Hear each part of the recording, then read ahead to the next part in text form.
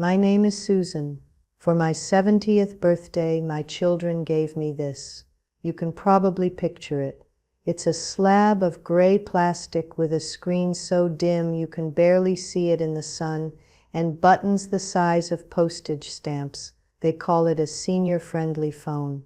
It has exactly 3 functions: a big green button with a picture of my son Mark and my daughter Claire, smiling a strained corporate smile; a big red button that calls 911, and a big yellow button with a cartoon sun on it, which I'm told is for checking the weather.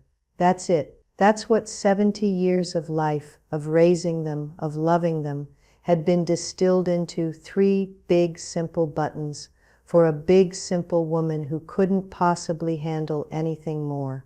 The party was a nightmare of beige tones and quiet good taste, held in the sterile event room of Claire's new high-rise condo building.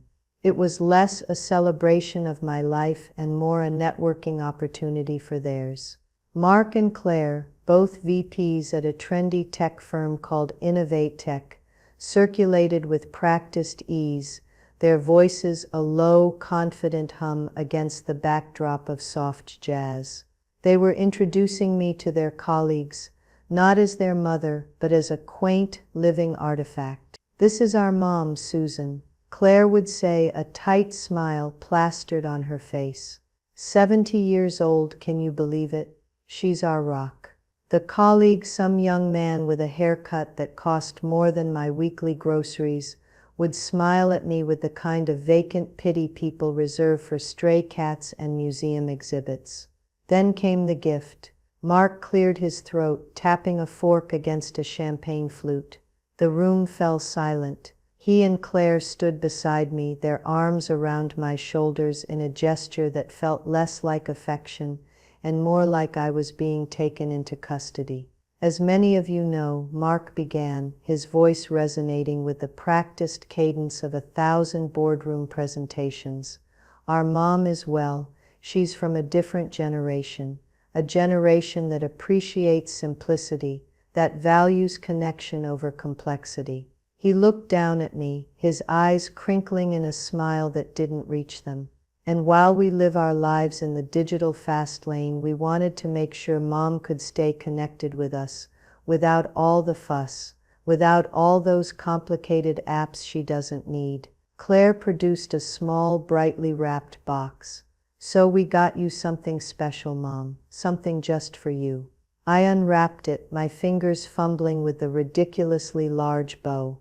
Inside, nestled in a bed of white tissue paper, was the phone. The gray brick. A murmur of appreciative cooing went through the crowd of tech-savvy executives. How thoughtful, how considerate.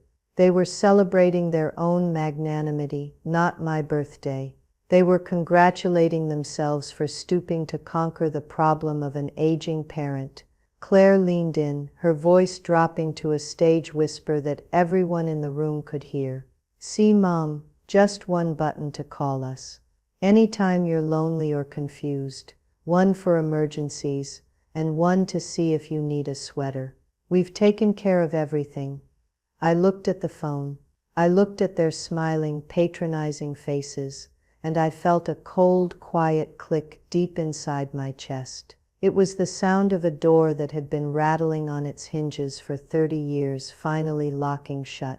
They had no idea. They saw a frail, slightly bewildered old woman in a nice cashmere sweater set. A woman who needed a simplified phone because the modern world was just too much for her. They didn't see SV. They didn't see the woman who, just that morning, had executed a 7-figure trade on the Nikkei before the sun was even fully up. They didn't see the woman who had secretly been managing a multi-million-dollar portfolio from a small desk in the corner of her quiet retirement condo for the last 2 decades. A portfolio that had paid for their Ivy League educations, funded the seed rounds for their first failed startups, and provided the down payment for the very condo in which we were all standing. They thought they were giving me a leash, a way to manage me. They had no idea they had just handed me a weapon. Because as I stared at that stupid yellow button with the cartoon sun, a thought cold and sharp as a shard of ice pierced through the fog of my humiliation. A web browser, even a simple one for checking the weather, is still a door. And I was very, very good at finding out what was on the other side. That night, the party long over, the silence of my condo was deafening. The phone sat on my polished granite countertop, an accusation in gray plastic.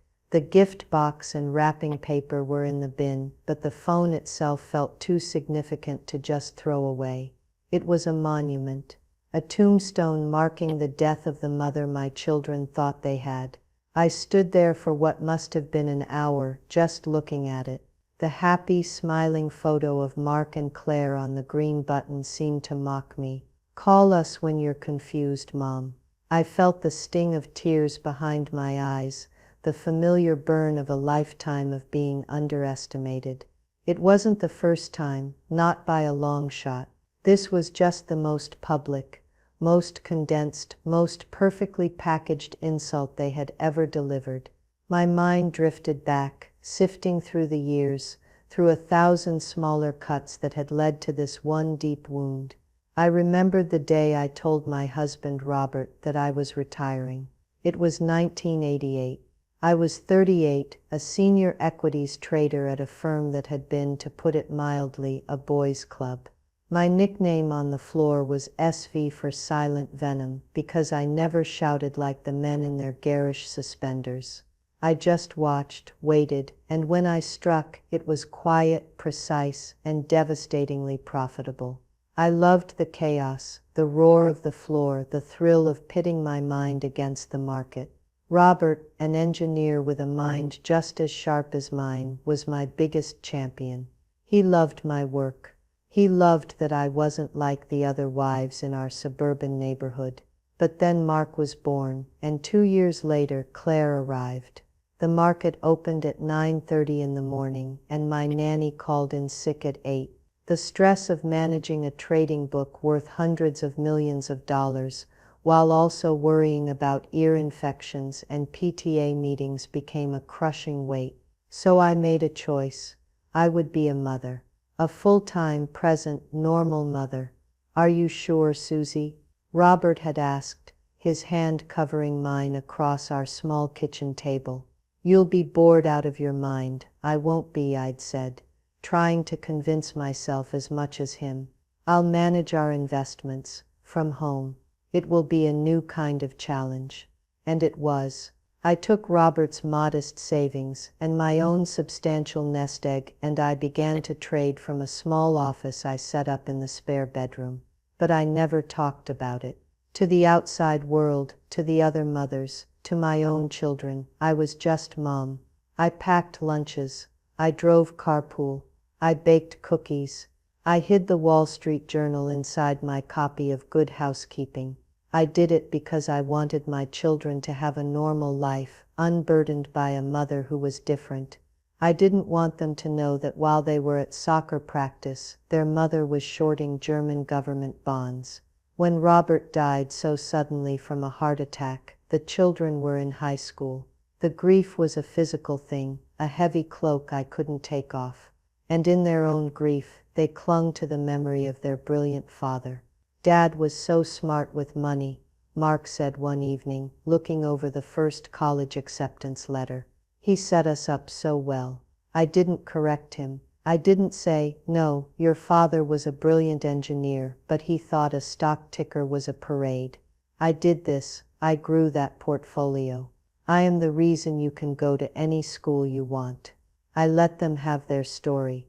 It seemed a harmless comfort at the time, a small sacrifice of my own pride for their peace of mind. It was a mistake, a crack in the foundation that would eventually bring the whole house down.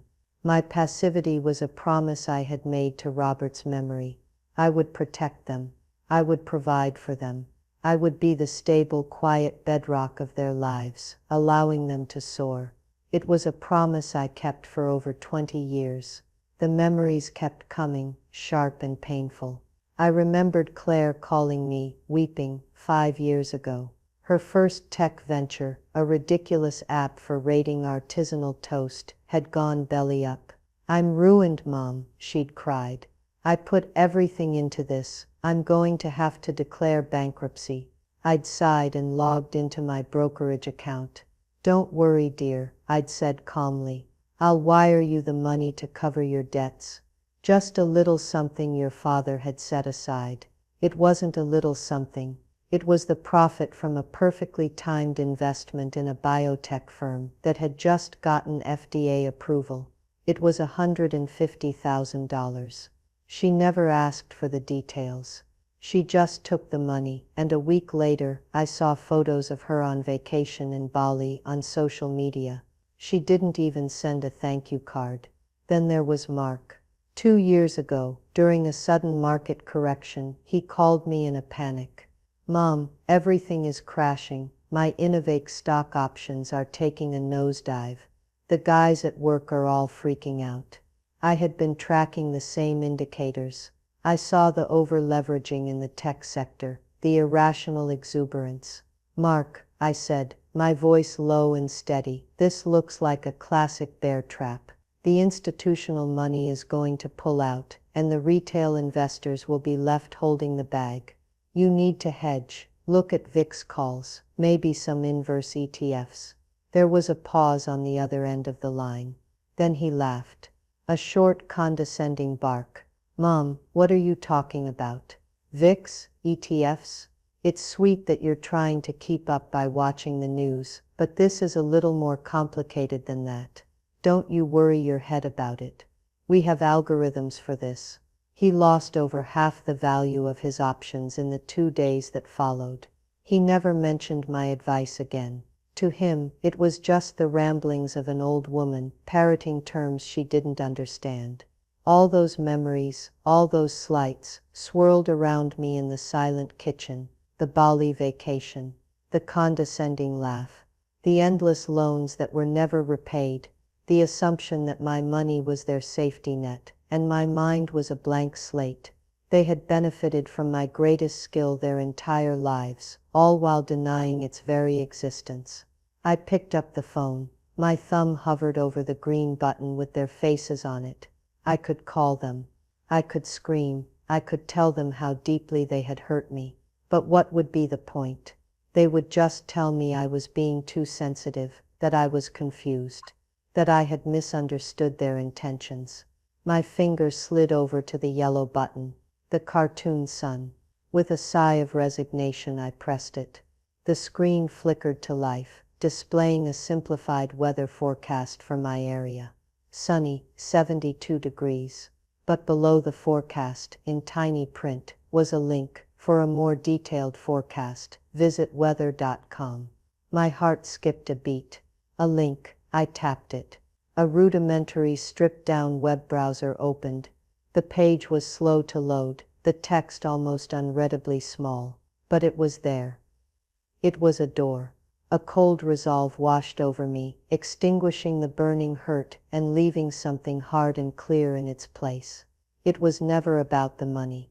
I had given it to them freely, a mother's gift. It was about respect. The respect they had so casually, so publicly, thrown in my face. It was never about revenge, until it was.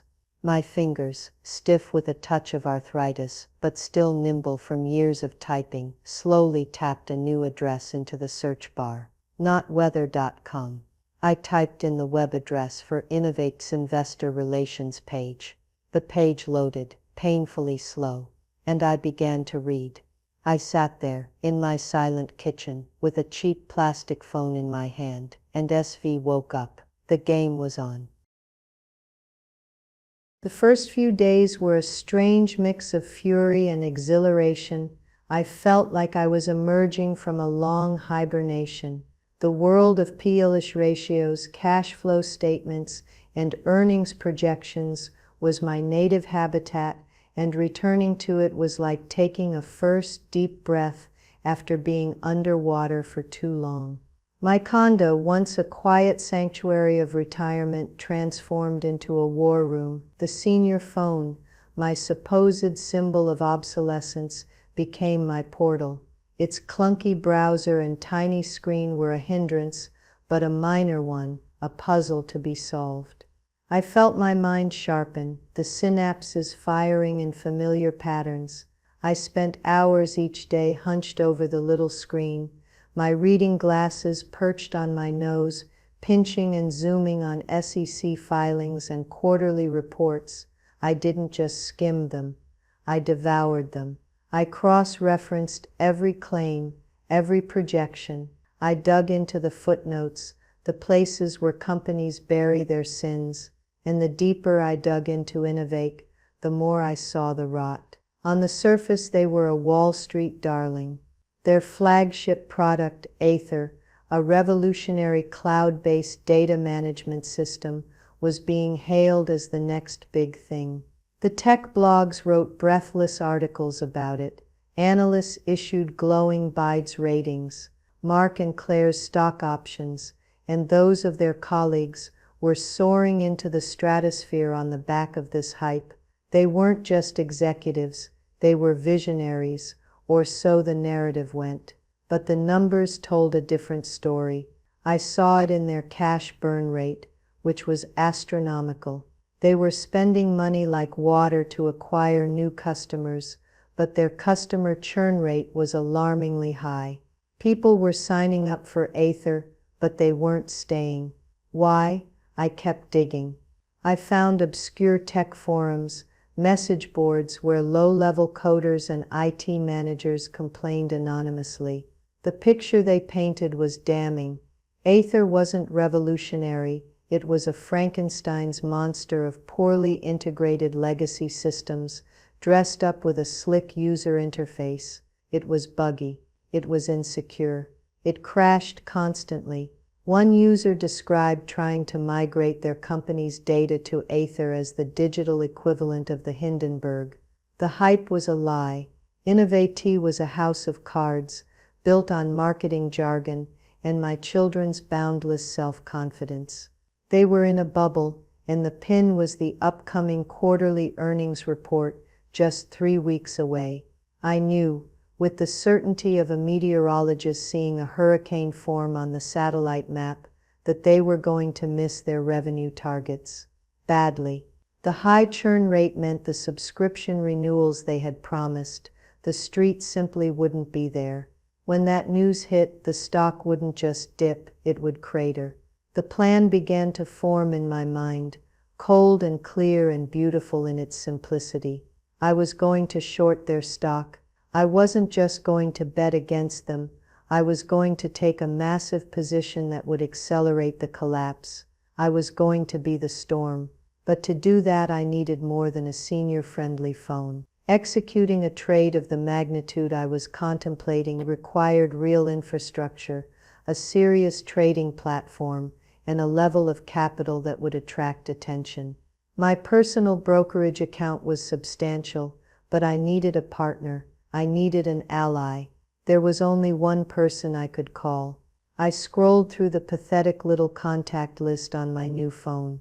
It had 3 entries, Mark and Claire, 911, and a pre-programmed number for the phone company's customer service. I sighed. I picked up my old forgotten smartphone from a drawer, charged it, and found the number I was looking for. The phone rang twice before he picked up. Arthur's Fish Emporium, you hook 'em, we cook 'em, a familiar gravelly voice grumbled. Arthur, I said, a smile touching my lips for the first time in days. It's Susan, are you still using that stupid line? There was a pause, then a delighted roar of laughter.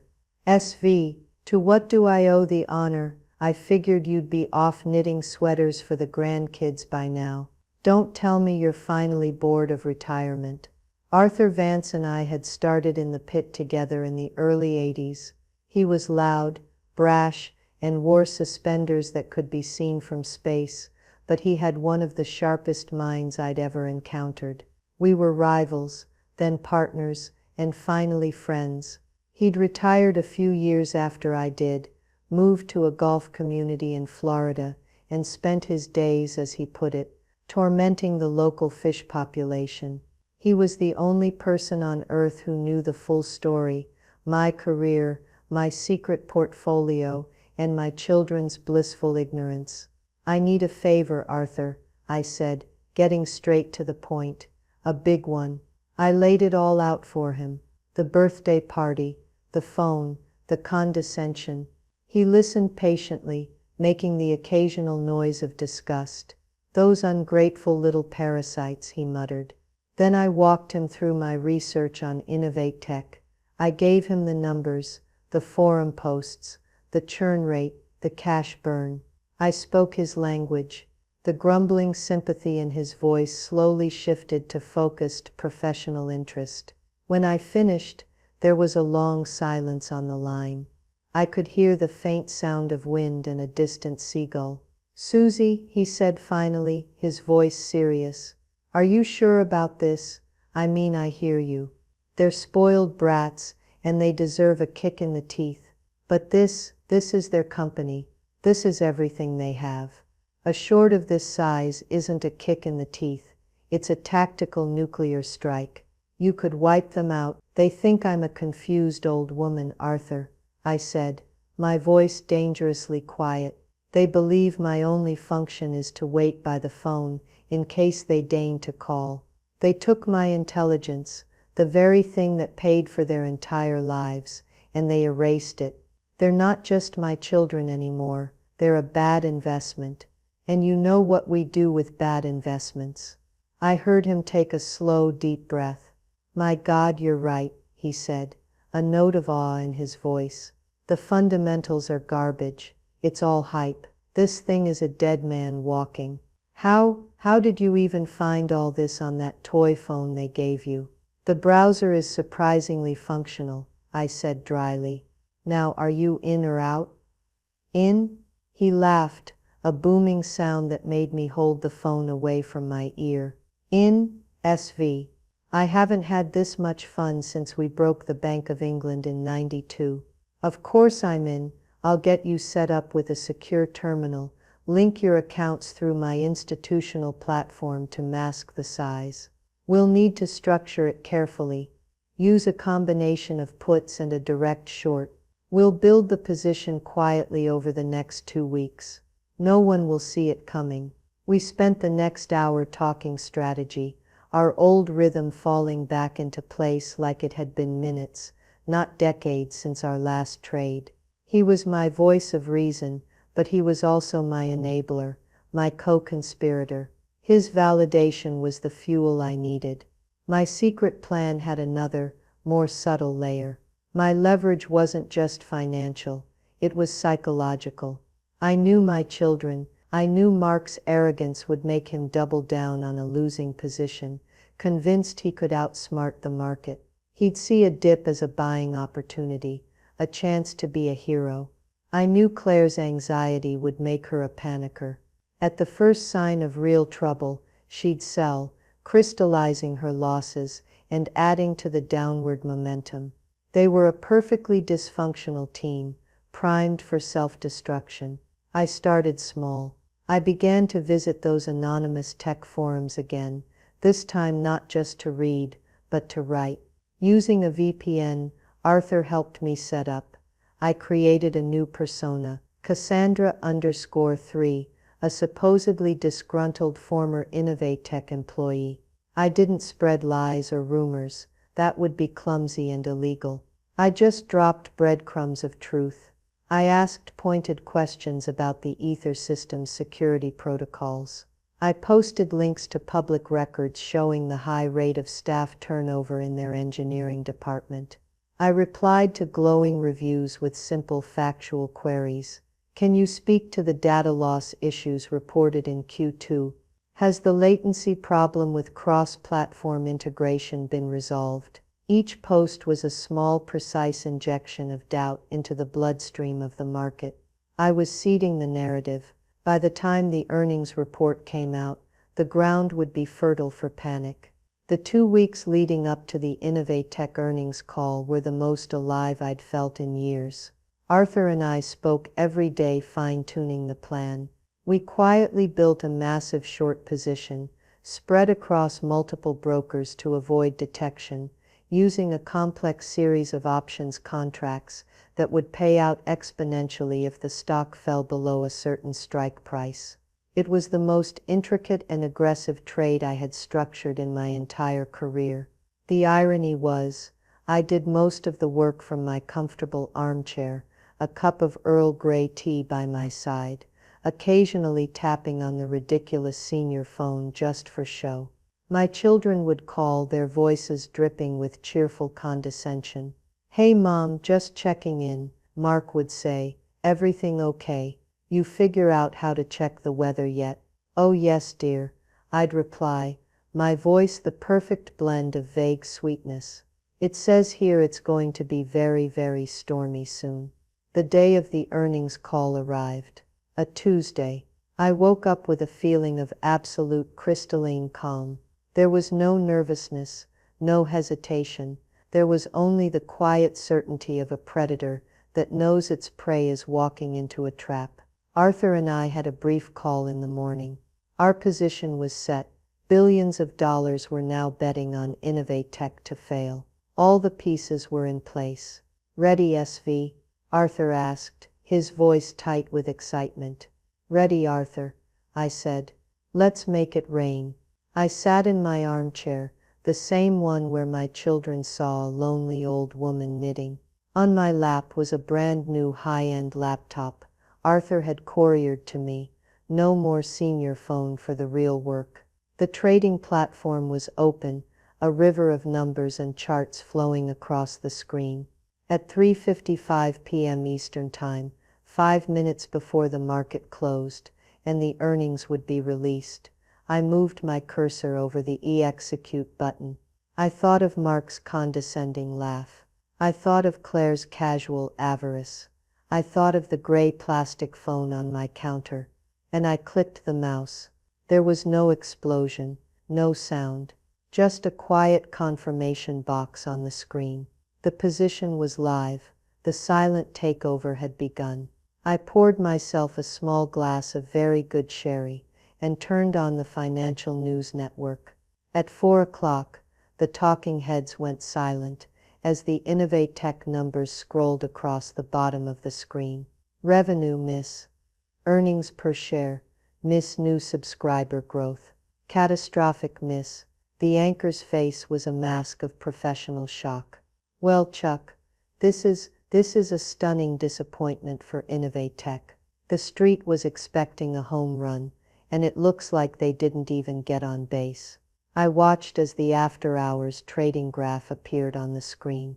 It was a cliff. The stock, which had closed at a proud $250 a share, instantly plunged to $190.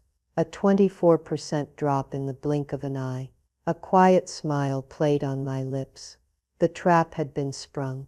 My personal phone, my old one, not the toy, rang almost immediately. It was Mark. I let it ring 4 times before answering, taking a slow sip of my sherry. "Mom?" His voice was tight, strained.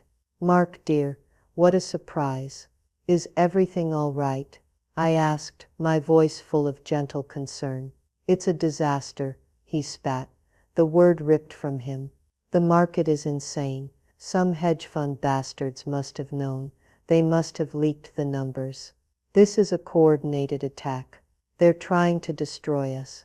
I could hear frantic shouting in the background. The sounds of a boardroom in full-blown panic. "Oh my," I said, clucking my tongue sympathetically. "That sounds terribly complicated. I hope you'll be okay."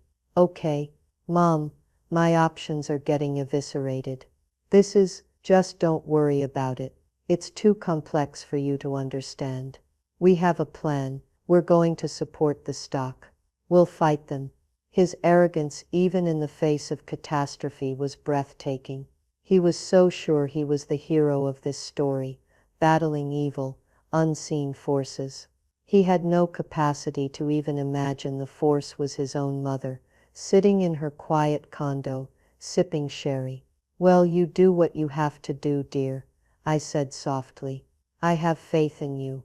I hung up and took another sip. A few minutes later, the phone rang again. She was already sobbing. Mom, it's all gone. Everything. Mark is screaming at everyone, but the stock is in free fall. Our nest egg, our future, it's all tied up in this company. Now, Claire, I soothed, my voice like warm honey. Money isn't everything, you know. Your health is what's important. You and Mark have each other. My health? She shrieked, her voice cracking with hysteria. I'm about to have a nervous breakdown. Do you know how much money we've just lost? No, dear. I don't, I said truthfully. But I'm sure you'll figure it out. You're both so clever. I ended the call, my hand perfectly steady.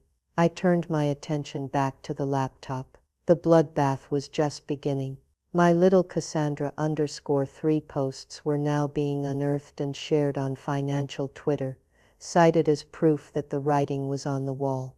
The seeds of doubt I had planted were blooming into a forest of panic. The initial drop was driven by the bad earnings, but the coming crash would be driven by the story I had written. And my children, the brilliant tech executives, had no idea they were merely characters in it. The next morning, the opening bell at the stock exchange sounded like a starting pistol for a massacre.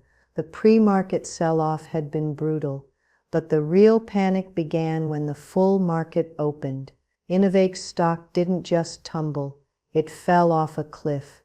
My massive short position acted like a giant weight, pushing the price down and triggering automated sell orders from other funds.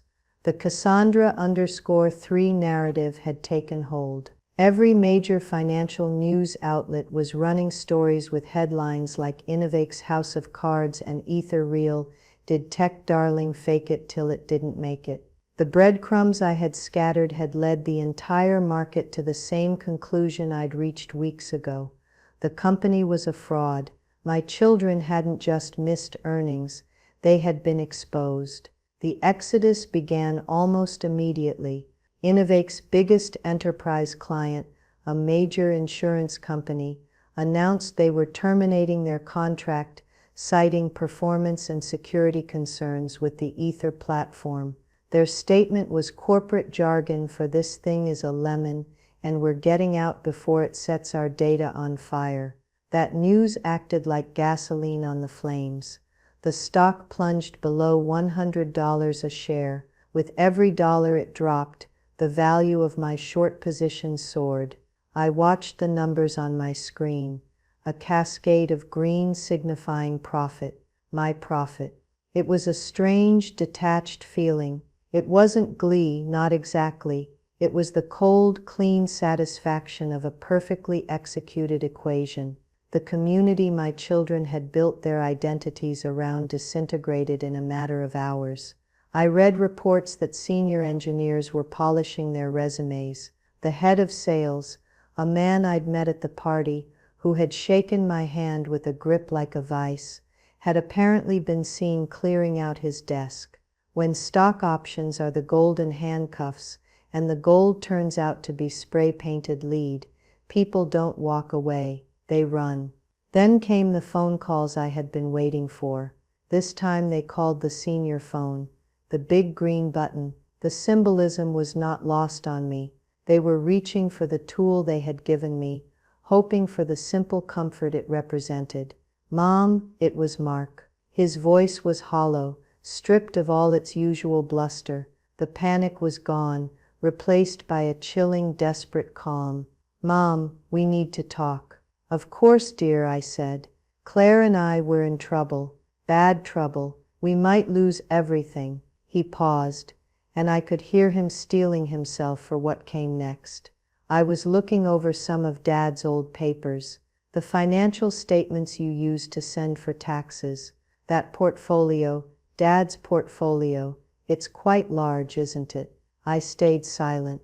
Mom, listen, he continued, his voice taking on a wheedling tone.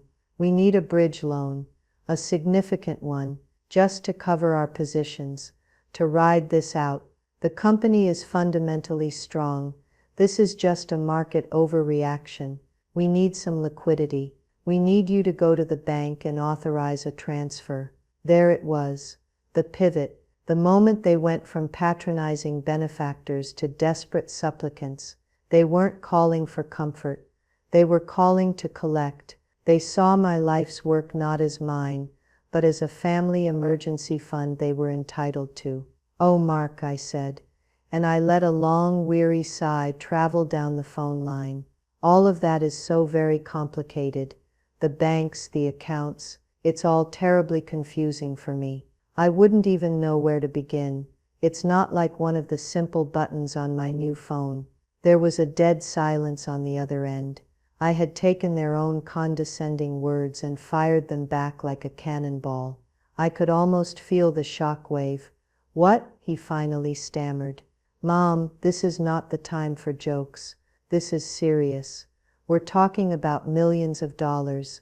"I know, dear," I said, my voice as placid as a summer lake. "It sounds very stressful. I'm afraid I can't help. All these numbers just fly right out of my head. It's a good thing you and Claire are so smart about these things." Before he could respond, I pressed the red end calls button. The power had shifted.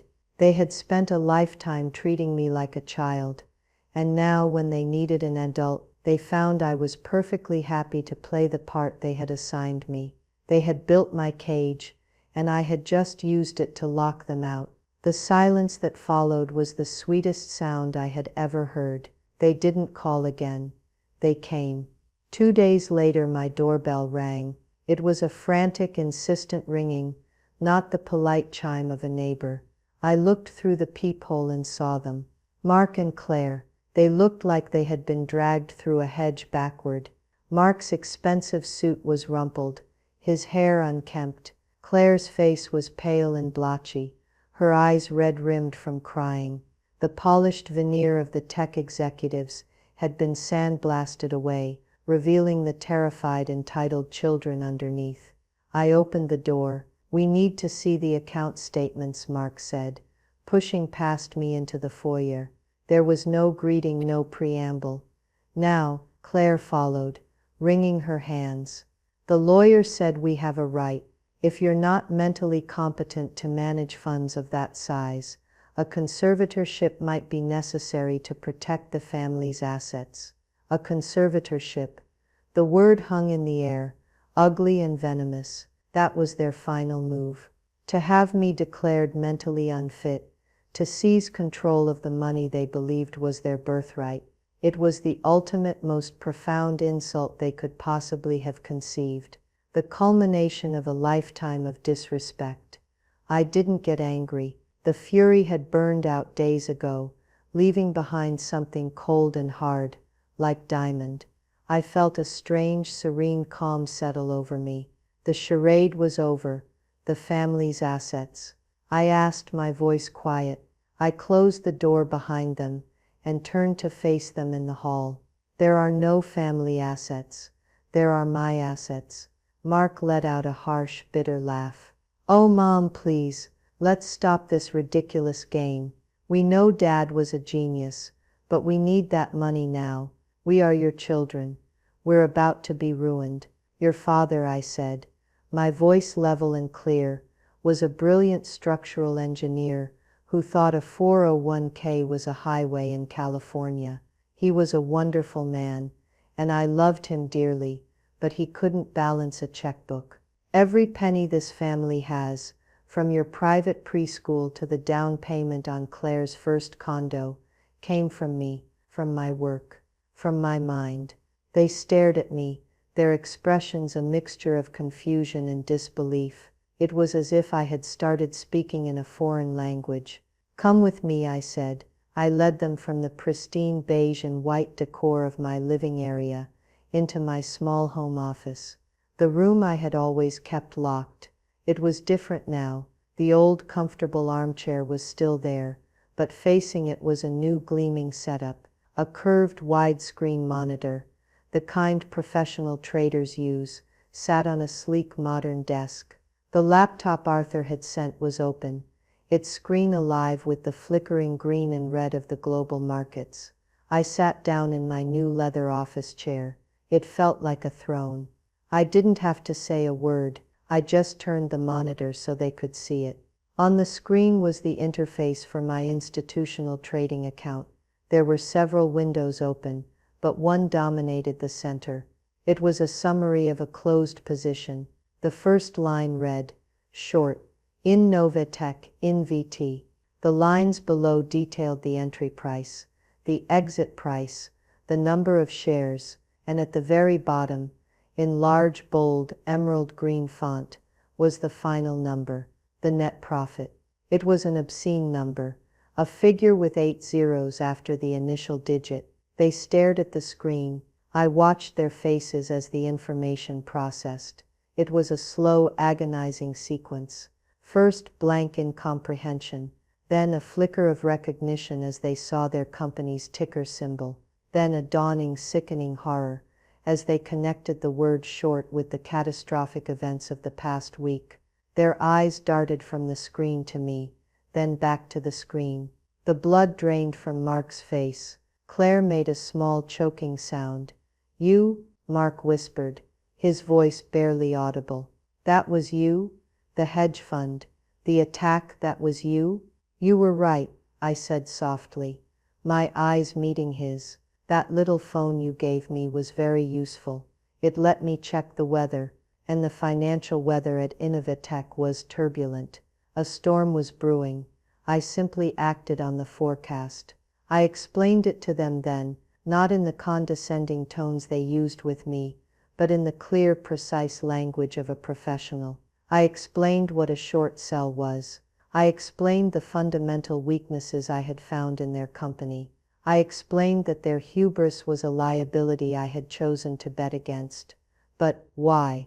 Claire finally sobbed, sinking onto a small ottoman. We're your children. Why would you destroy us? I looked at her, then at her brother. I saw no remorse in their eyes, only the selfish grief of the loser. They weren't mourning a relationship. They were mourning their stock options. Destroy you? I said, and for the first time a note of steel entered my voice. You destroyed yourselves. You built a house of cards on lies and arrogance, and expected the world to treat it like a fortress. I just provided a gust of wind. This, I gestured to the screen, to the staggering number glowing there, is not about your destruction. This is about my liberation. I stood up. The money your father left was a modest sum. I grew it into this.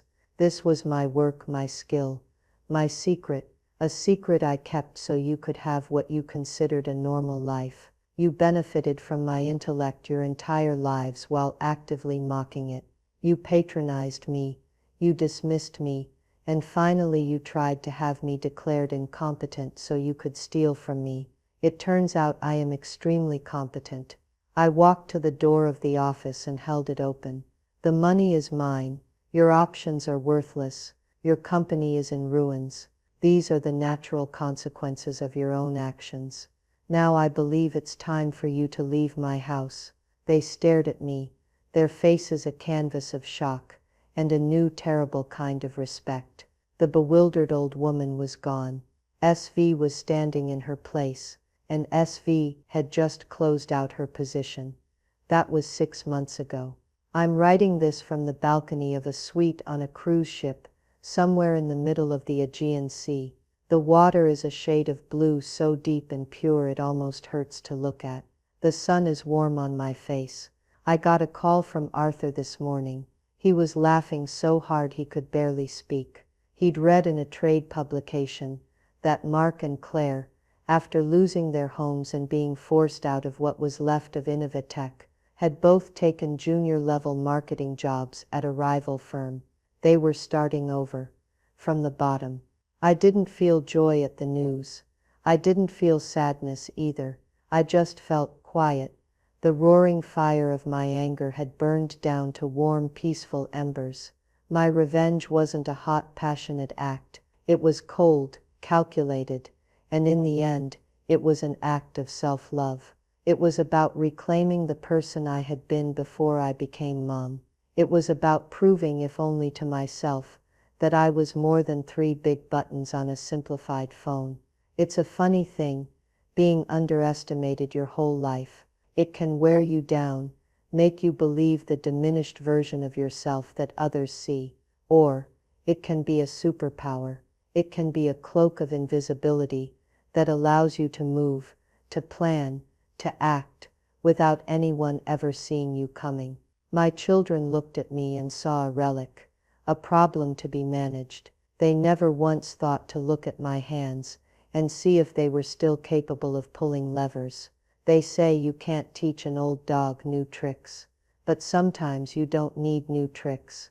You just need to remember the old ones, the ones that made you who you are, the ones that no one, no matter how much they love you or how much they dismiss you, can ever truly take away.